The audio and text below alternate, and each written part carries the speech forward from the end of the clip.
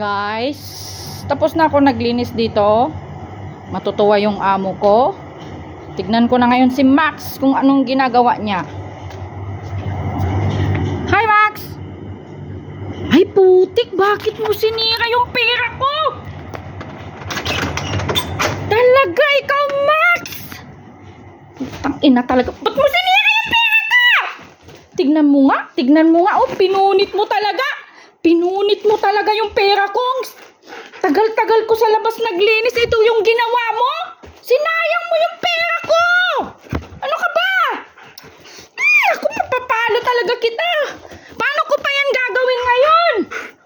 Sinira mo na. Nasaan yung iba? Utragis ka talagang aso ka. Kinain mo? Tingnan mo nga, oh. Ayan, napunit na, oh. Buti tigpipiso pa yan. Iniwan lang kita saglit. Ako, mapapalo talaga. Teka.